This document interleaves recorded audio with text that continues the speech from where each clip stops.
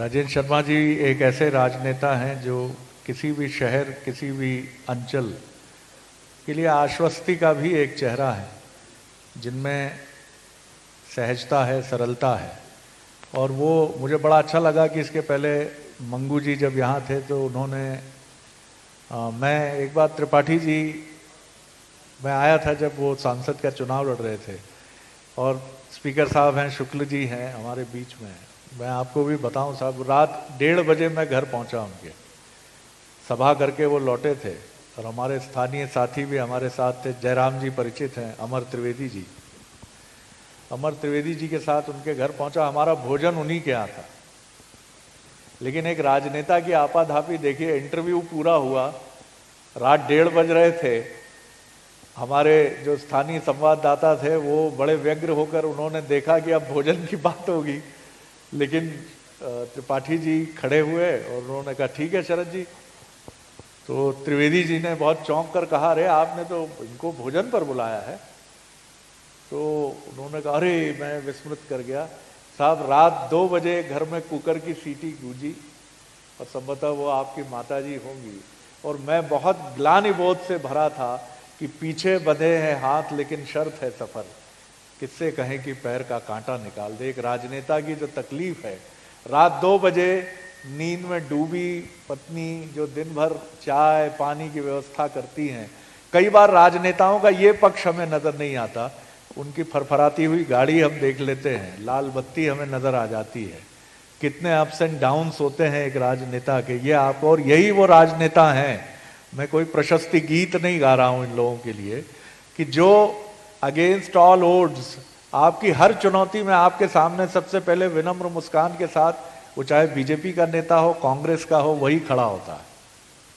आप ब्यूरोक्रेसी बहुत हमने उसको लोकतांत्रिकरण उसका कर लिया है, लेकिन अभी भी कई चुनौतियां हैं कि आप महसूस करते हैं कि मंत्रालय के गलियारे हो या कलेक्ट्रेट हो, आप कितनी आसानी से वहां जाकर किसी से बात कर पाएंगे, वरिष्ठ अधिकारी से। यह आप भी जानते हैं, मैं भी जानता हूं जी। पिछली बार कई महत्वपूर्ण बातें आपने शेयर की थी, उनसे अब हम आगे चले जी। अब मुझे ये समझाइए कि विकास की संकल्पना में जब तक हम उन युवाओं को नहीं जोड़ेंगे, मैं सर एक कार्यक्रम करता हूं अफसरनामा, इसमें हम अखिल भारतीय सेवा के अधिकारियों से बात करते हैं, और दक्षिण भारत से आने वाले मध्य प्रदेश कैडर के जितने आईएएस हैं और महाराष्ट्र से आने वाले, मैंने ये देखा कि वो सब अपने अपने गांव में, इनमें से कई गांव से आए हैं, वो निशुल्क अपने गांव में आईएएस की कोचिंग क्लास चला रहे हैं, अखिल भारतीय सेवा की। ये कनेक्ट अगर वो जोड़ रहे हैं तो विंध्य और मध्य प्रदेश क्या जोड़ रहा है, और इसका विकास में कितना योगदान होगा? देखिए, जब भी हम इस किस्म की कोई चर्चा करते हैं तो हम लोग हमेशा विकास की बात करते हैं। पिछली बार भी आपको याद होगा मैंने कहा था कि विकास को हमें अधोसंरचनात्मक विकास, इंफ्रास्ट्रक्चर डेवलपमेंट तक अकेले जोड़ के नहीं देखना चाहिए। इंफ्रास्ट्रक्चर डेवलपमेंट एक मीन्स है, एक साधन है उन चीज़ों को हासिल करने के लिए जो हमारा उद्देश्य होती। तो हमें सोचने का तरीका ये बदलना चाहिए कि हमको चाहिए क्या। सबसे पहले जब हम विंध्य की बात करते हैं तो हमारे पास एक विज़न होना चाहिए विंध्य को लेके, और उस विज़न को कैसे हमें अचीव करना है उसके लिए हमारे पास एक रोड मैप होना चाहिए, एक कंसेप्ट होना चाहिए। ये जो आपने एक उदाहरण दिया कोचिंग्स का, देखिए ये कोचिंग्स व्यक्ति का विकास है, उनको वहाँ तक पहुँचाना जहाँ जाके वो अपने क्षेत्र के लिए कुछ कर पाते हैं। हमारे रीवा में, विंध्य में भी वही स्थिति है। हम जब कभी विंध्य के विकास की अगर कोई संकल्पना करेंगे तो आप ये मान के चलिए कि वो विंध्य के लोग ही करेंगे, कोई बाहर से आके विंध्य का विकास नहीं करेगा। तो हमारे यहाँ के जो लोग हैं उनको हमको तैयार करना होगा कि वो विकास के इंजन बने, मैंने पिछली बार भी आपसे बोला था कि विकास के इंजन बने, उसके लिए हमको कुछ करना होगा। अब क्या करना होगा? देखिए, मेरा ऐसा मानना है कि मैंने एक बार कभी पंडित नेहरू जी का एक लाइन पढ़ी थी कि इफिशिएंसी बेस्ट तब होती है जब आप अपने अवेलेबल रिसोर्सेज को ऑप्टिमाइज करो, उनका मैक्सिमम यूज़ कर लो। हम अगर देखें विंध्य में तो हमारे पास क्या रिसोर्सेज है? हमारे पास ह्यूमन रिसोर्स है और नेचुरल रिसोर्स। हमको अपने ह्यूमन रिसोर्स को इस तरीके से उसमें क्वालिटी इनपुट करना है, उसमें गुणवत्ता का समावेश इस तरीके से करना है जिससे वो हमारे यहाँ के नेचुरल रिसोर्सेज को यूज़ करे और उन नेचुरल रिसोर्सेज को इस तरीके से यूज़ करे कि यहाँ एक इकोनॉमिक ग्रोथ शुरू हो जाए। इकोनॉमिक ग्रोथ का तरीका ये कि हमने किसी गवर्नमेंट स्कीम से फंड आ गया, मुझे लगता है ये क्षणिक लाभ की चीज़, इससे आप कोई तात्कालिक ज़रूरत अपनी पूरी कर सकते हैं। पर अगर आपको वो धारा में परमानेंसी लाना है, उसमें निरंतरता लाना है, तो उसके लिए ज़रूरी ये है कि वो यहीं के लोगों के द्वारा किया जाए। इसके लिए हमें एजुकेशन पे फोकस बनाना होगा, स्किल डेवलपमेंट पे फोकस बनाना होगा। मैंने पिछली बार भी आपसे कहा था, फिर से दोहरा रहा हूँ कि हमको अपने को दुनिया के साथ अपडेट करना होगा। हमने अपने को अगर अपडेट नहीं किया, जैसे एम्बेसडर कार ने अपने को अपडेट नहीं किया, एक समय प्रधानमंत्री भी एम्बेसडर कार में चला करते थे, पर आज उनकी जिद थी हिंदुस्तान मोटर्स की कि हम पावर विंडो नहीं लगाएंगे, तो उन्होंने पावर विंडो नहीं लाई, पर डेवलपमेंट तो हुआ। अल्टीमेटली एम्बेसडर जैसी कार बंद हो गई। तो हमको अपने को अपडेट करने के लिए एक विज़न क्रिएट करना पड़ेगा जो पूरी दुनिया में चल रहा है।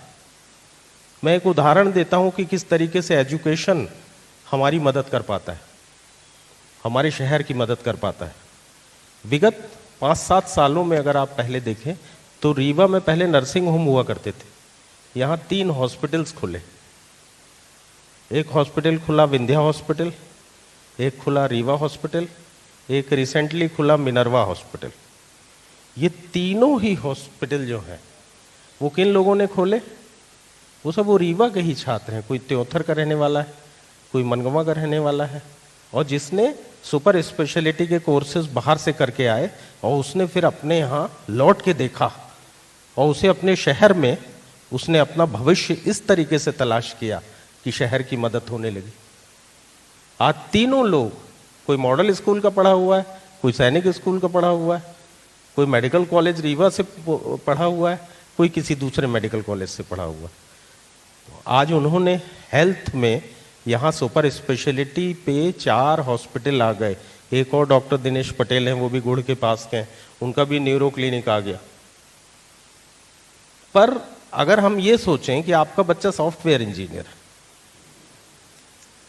वो रीवा का लड़का है, वो यहाँ आके क्या करेगा?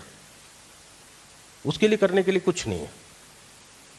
अगर वो इंजीनियर है, केमिकल इंजीनियर है, मैकेनिकल इंजीनियर है, तो वो यहाँ आके कुछ नहीं कर पाता। क्यों नहीं कर पाता? अगर डॉक्टर इसलिए कर पाता है कि डॉक्टर के लिए पेशेंट उपलब्ध है, पॉपुलेशन उपलब्ध है। पर अगर हमारा अगर वो सॉफ्टवेयर इंजीनियर बेंगलोर का है तो बेंगलोर में तो कर लेता है, पूना का है तो पूना में भी कर लेता है, इंदौर का है तो इंदौर में भी कर लेता है। तो हमको वो संसाधन अपने यहाँ जनरेट करने होंगे, एक एनवायरनमेंट बनाना होगा, कि एक विजन क्रिएट करना पड़ेगा कि घर घर इंडस्ट्री, हम छोटे छोटे उद्योगों के माध्यम से हमको यहाँ एक रिवोल्यूशन लाना पड़ेगा। रीवा को जरूरत है एक रिवोल्यूशन की। वो एजुकेशनल रिवोल्यूशन है, वो कल्चरल रिवोल्यूशन है जिस पर अभी सांसद जी बात कर रहे थे, और जी वो इंटर्न एक इकोनॉमिक रिवोल्यूशन में बदलेगा। बहुत खूबसूरत बात आपने कही है, हम सब सहमत होंगे। इस सवाल से कंक्लूड करूंगा आपके साथ ये सेशन और हम अगले अतिथि की तरफ चलेंगे। एक रेवोल्यूशन क्या राजनीति में भी आपको लगता है कि कांग्रेस और बीजेपी का साथ चलना, जो हमने पिछली बार भी बात की थी कि मालवा में ये चीज़ है। अभी सुमित्रा महाजन जी इंदौर में जो कुछ घटनाएं हुई लॉ एंड ऑर्डर के मोर्चे पर, तो वो शोभा ओझा और महिला कांग्रेस की प्रदेश अध्यक्ष जो पूर्व हैं, उनके साथ वो ऑफिशियल्स के पास गई और उन्होंने ज्ञापन दिया। और ऐसा इंदौर में कई बार हुआ है, चाहे दिल्ली की बात हो, चाहे कैलाश विजयवर्गीय जी, मुझे अभी भी याद आता है कि दिग्विजय सिंह जी के सबसे फेवरेट महापौर होते थे इंदौर के, और सबसे ज़्यादा फंड्स लेके आते थे ड्यूरिंग दी कांग्रेस रिजिम। ये इंदौर ही कर सकता है क्या? रीवा क्यों नहीं कर सकता, या सिंगरौली और सतना क्यों नहीं कर सकता? देखिए, मैं एक चीज़ की बहुत ज़्यादा वकालत करता हूँ, बहुधा लोग उससे कन्विंस नहीं होते कि हर जगह जो विकसित होती है वहाँ एक कॉस्मोपॉलिटन कल्चर होना चाहिए। वहाँ की जो सोसाइटी है वो हेट्रोजीनस होनी चाहिए। विभिन्न किस्म के लोग रहते हैं जब, तो वो विभिन्न किस्म का काम करते हैं। हेट्रोजीनस नहीं है यहाँ समावेशी नहीं है, घुलनशील मिलनशील नहीं है। देखिए, मैं अब चूंकि ये बौद्धिक चर्चा है तो मैं कुछ चीज़ों पे ध्यान आकर्षित कराऊंगा आप सभी का यहाँ, कि एक समय था कि रीवा में आप किसी प्रोफेसर का नाम देखिए, केलकर, केमिस्ट्री के एक बहुत फेमस प्रोफेसर हुआ करते थे, बलेचा, आर्ट्स के एक बहुत अच्छे हुआ करते थे, शाह। आज आप ढूंढिए कि टीआरएस कॉलेज में कितने महाराष्ट्रियन प्रोफेसर हैं, कितने बंगाली प्रोफेसर्स हैं, या कितने अदर कास्ट के। ऐसा नहीं है, हमने अपने इंटरेस्ट के लिए अपने रिश्तेदार की पोस्टिंग यहां करा ली, अपने से जुड़े लोगों को यहां ले आया। वो हमारे छोटे छोटे इंटरेस्ट हैं। आपने सोसाइटी को एक बड़े से घेरे में बंद कर दिया। मैं इतने बड़े लोगों के बीच में कहने में डर रहा हूं कि कुएं जैसा विकास और विजन कर दिया आपने। जब हेट्रोजीनस सोसाइटी होती है, जब एक एक्सपोज सोसाइटी होती है, कॉस्मोपॉलिटन होती है, तो उसमें कल्चरल एक्सचेंज होता है, थॉट्स का एक्सचेंज होता है, इंटरमिंगलिंग होती है, बच्चों की ग्रूमिंग जो है वो डिफरेंट होती है। आप अपने बच्चे को किसी पब्लिक स्कूल में पढ़ाते हैं, जब पूरे देश के लड़के वहां आते हैं, तो उसका एक दोस्त बंगाली होता है, तो एक पंजाबी होता है, तो वो गुजराती दोस्त को भी जानता है। और जब हमारी सोसाइटी को हम सीमित कर देते हैं दुबे पांडे मिश्रा में, तो वो फिर वही रही आती है, और सोचने का नजरिया हमारा संकीर्ण होता जाता है। और ये जो संकीर्णता होती है, ये विकास की सबसे बड़ी बाधा होती है। हम पिंजड़े के शेर से और सफारी के शेर से वो ताकत नहीं प्राप्त कर सकते जो जंगल के शेर में होती है।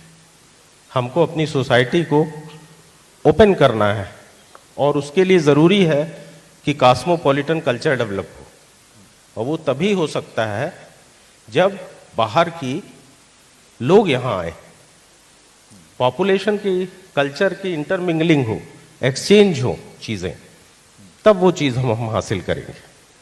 बिल्कुल। और मुझे लगता है कि दो प्रमुख नेता और राजेंद्र जी और तमाम और नेता मौजूद हैं हमारे बीच में, पॉलिटिशियन, कि ये लीड रीवा को लेनी होगी। जैसे मालवा में इंदौर ने ली, भोपाल की बात मैं नहीं कर रहा हूँ, कि ये जितना मैग्नेट बनेगा विंध्य का, जितना ये इलाहाबाद से लोगों को खींचेगा, मिर्जापुर से खींचेगा, वाराणसी से खींचेगा, आसपास के महाकौशल से खींचेगा, उतना आप विकास की उस दौड़ में आगे बढ़ेंगे। तो मुझे अभी इंदौर के पास के एक सीनियर आईएएस अधिकारी ने कहा कि ये गुड़गांव होने जा रहा है देवास, क्योंकि इंदौर की आबादी 2025 तक लगभग 1 करोड़ हो जाएगी, और वहाँ सारी चीज़ें सैचुरेट हो जाएंगी, चाहे इंडस्ट्री की स्थापना हो या तमाम चीज़ें हों। तो अब जो भी ग्रोथ है मध्य प्रदेश में, वो देवास और उज्जैन के कॉरिडोर में है। तो आपको भी ऐसे कॉरिडोर्स की ज़रूरत है, ऐसे मैग्नेट की ज़रूरत है। मैं बहुत शुक्रिया करता हूं राजेंद्र जी, आपसे बात करना हमेशा एक शानदार